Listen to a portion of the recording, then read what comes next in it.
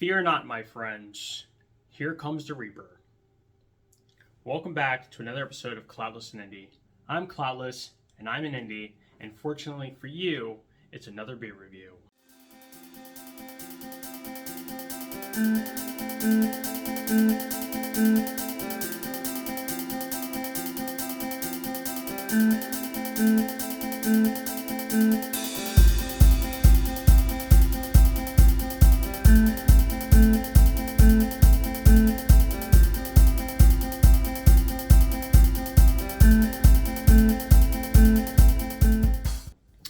Alrighty, so if you know about that intro, then you know about the beer I'm about to cover, and if not, let's just get right into it.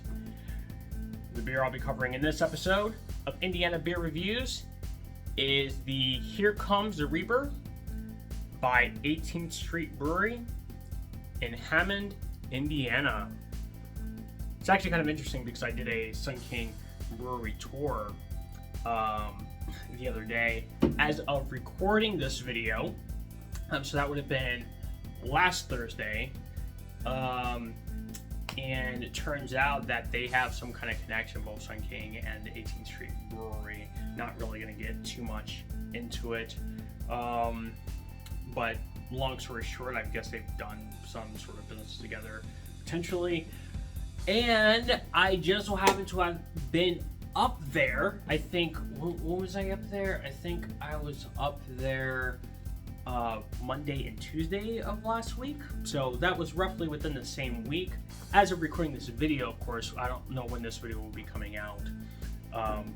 But me and my wife did stop at Three Floyds Brewery and Distillery. And I got some pics, and I'll post them somewhere in this video. And of course, that blog is probably going to come out long before this video comes out, but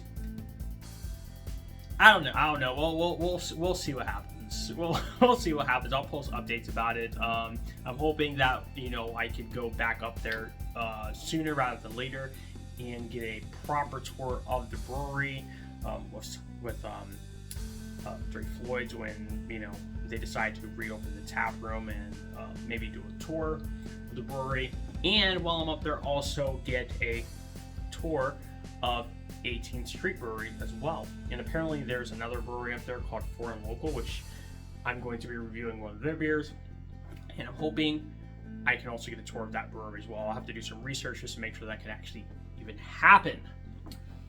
But with that being said, Here Comes the Reaper, Indiana Pale Ale. This IPA, according to their website, as well as Untapped and Beer Advocates, this IPA comes in at 6.2% ABV. Unfortunately, I couldn't find anything about the IBUs, and is brewed with Mosaic and Chinook hops, giving it tons of citrus flavor and a spicy edge. So obviously the Mosaic, that's what's going to give us the citrus, and the Chinook. I've personally never heard of Chinook hops before, but I'm assuming that's where the spiciness is going to come from. Let me see if I can find something on that. Alright, so I did a quick Google search and I went to the YakimaValleyHops.com, or I'm sorry, YakimaValleyHops.com. There's no the Yakima Valley, it's just YakimaValleyHops.com. And on the website, it says that the Chinook hops are a product of the USDA breeding program in Washington State, where the Yakima Valley is. It was originally bred as a bittering hop back in 1985, but has recently been recognized as a dual-purpose hop that is well-rounded and suited for many different styles. It has predominantly spicy and piney characteristics that transfer through into the flavor and aroma. Chinook also contributes bright grapefruit notes that accentuate its clean bitterness. Very interesting. And I'll put somewhere in the video here, according to the website too, the aroma, we should get fruity, piney, spicy, similar to a Cascade. I'm not going to go into the alpha acid, but just for anyone who wants to know, between 12.5 to 14% alpha acids, and typical usage is a dual usage. So with that being that's actually okay. So I'm probably not even going to edit this. I'm not sure, but when they were talking about the Chinook hops being used as a bittering hop, that instantly reminded me of the Warrior hops. And apparently a lot of brewers, home brewers, actually use Warrior hops, specifically as a bittering hop. Not the hop that that you're going to smell, but rather the hop that is going to add the bitterness to the beer that's going to go into the hot boil. But enough of the science, enough of this. Let's just get into the tasting beer. That is what you were here for. Let's open it up. God, and I really like this can too. Every time I open the fridge, I always look at this can. This is just a great looking can. I cannot wait until I get to go to that brewery. I really can't. Especially since, I do have family there. When you get married, you just have a ton of, your family just grows. You know what I mean? Oh, look at that head already. Well, that's nice. That is nice. God, I swear my fridge is just full of IPAs and stouts. But look at that great, nice, clean head over the top. I know you can't see it, but I can see it.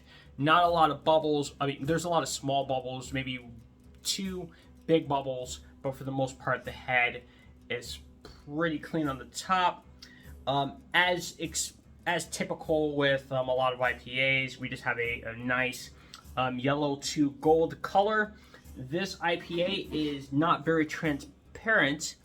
It is pretty darn, well, maybe not pretty darn hazy, but that is usually going to tell me that this is going to be a light to medium bodied beer. So, and keep in mind, I did just pull this out of the fridge, and oh my god, oh my, that was just clean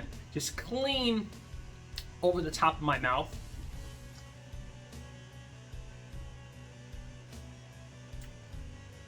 With the bitterness on the tongue, but just so smooth and clean, and almost refreshing on like the roof of my mouth.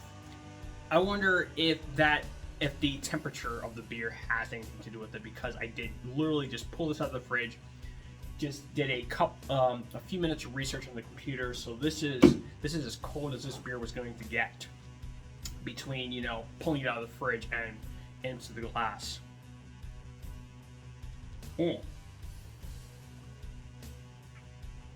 Yeah, that's good. There's a little bit of sweetness there. I want to say orangey. Maybe. They did say grapefruit. So that could be the case. I could be tasting grapefruit, like maybe a sweet grapefruit. But to me, I'm getting like orange. Not even orange citrus, but like a sweet orange. But like I said, that could be the grapefruit. Could be like right on the border, right in the cups there.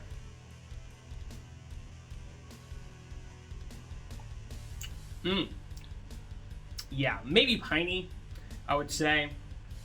But this is very good. This is not what I was expecting from this beer at all. Honestly, could one say I'm kind of getting burnt out by the IPAs? Maybe. And the reason for that is because I think I even read an article on this about people being burnt out on IPAs, because it seems like they're either going way overboard with the hops, or everyone's just trying to replicate the best trending IPA, and so they just end up all just tasting the same. Excuse me. So I love it, when breweries decide to make a beer, moving away, from the Mosaic and the Cascade, which I think are some of the most popular hops, if not the most popular hops in usage right now. As far as I know, okay, I could be wrong. while they do use mosaic hops in here, maybe because that's just what they like. I mean, mosaic and Cascade hops are just good hops at the end of the day. But I don't know. I like that they use the Chinook, and this is, what is this? So now, from the beers that we've tried, as far as what the breweries have told us what's in it, so we have the Cascade, we have the Mosaic, we have the Sabro hops, and now we have the Chinook hops. So now we have 3 different style of hops, that we've tried on this channel in beer. And this one, I do like. I'm not sure about the spiciness. I think that the bitterness that's in this beer could be the spiciness because it's very, very subtle. Hell, at 6.3, 6.2, because on Untappd it says 6.3, even though on the can and on Untappd in the description it says 6.2 because they're pulling that directly from 18th Street Brewery's website. Despite it being that high of an ABV, like, I would have thought that this was maybe a pale ale, which, based on my last video, right, I said that the pale ale almost tasted like an IPA to me, and now here I am, my very next beer, saying that this IPA tastes like a pale ale to me. Wow. And I'm like, is it really the ABV that determines, whether a beer is a pale ale or an IPA? I don't know. I still need to do a lot more research on it. I mean, I'm supposed to be taking a Cicerone class pretty soon in the month of August, which is probably when this video is going to come out, even though it was recorded in July. But I don't know. I'm doing a whole lot of studying for the beer, for the wine, for spirits, I think currently I'm studying for the Society of Wine Educators. What is it called? I think it's called like Hospitality Beverage Specialist, something like that. So, you're covering a range of information, and then, of course, the other ones like wine and spirits, that's more, specializing. And well, this particular specialization is just having a broad knowledge of all these different types of beverages. And now I've lost my point. But I haven't. Basically, what I'm saying is this tastes like a pale ale to me. This is actually very nice. So much so, I'm going to do one more pour.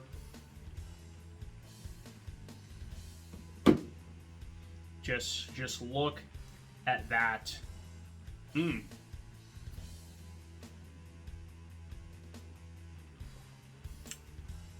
Oh wow. Yeah, like I said, you're definitely getting that a little bit of sweetness, and I'm assuming that sweetness is what they call fruity. So you're getting the fruitiness, you're getting a little bit of pine there, and as far as that bitterness, kind of like that's very, very subtle. I'm assuming that is the Chinook hop that's providing what they're calling the spiciness, right? Although I wouldn't say there's anything spicy about this beer.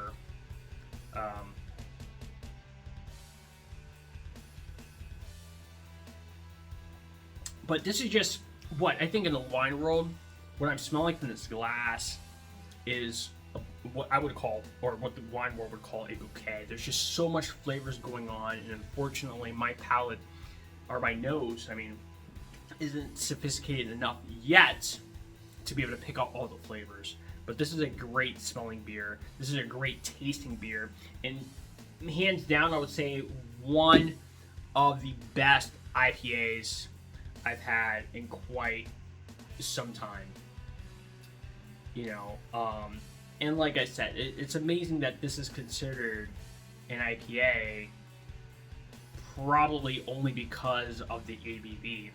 But if I had blind tasted, and I would even go as far to say that if anyone blind tasted this beer, they wouldn't even call it an IPA themselves.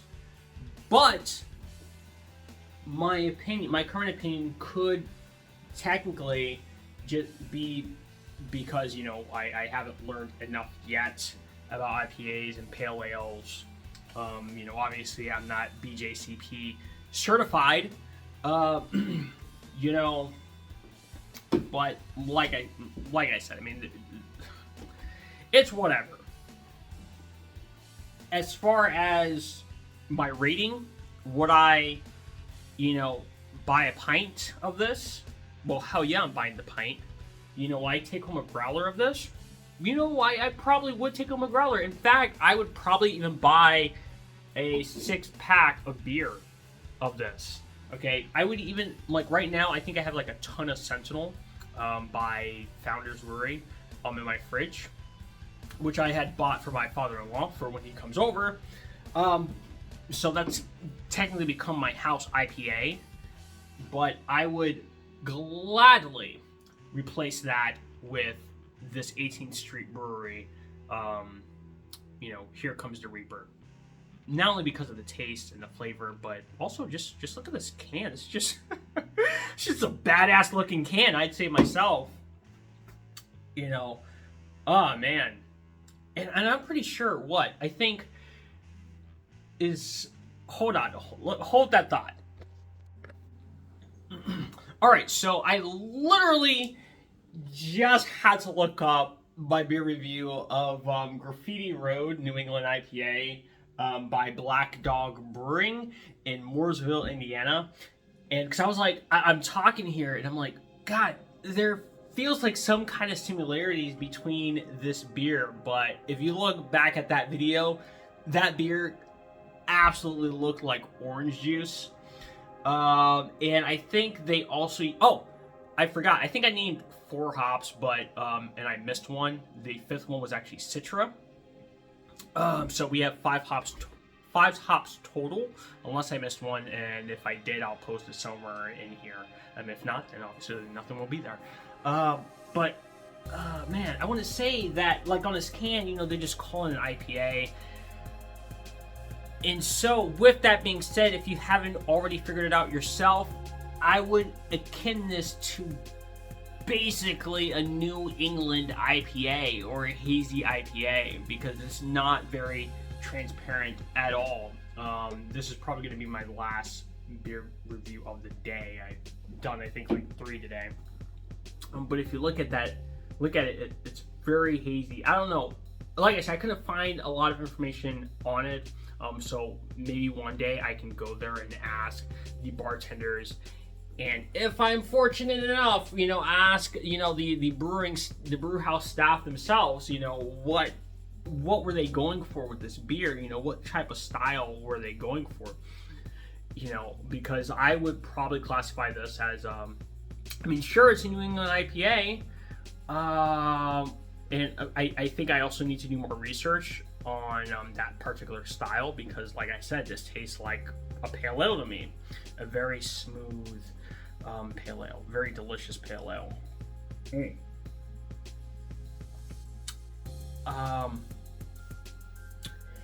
Yeah, that's a good. I almost wonder what kind of food this would actually go with, but this is a great beer.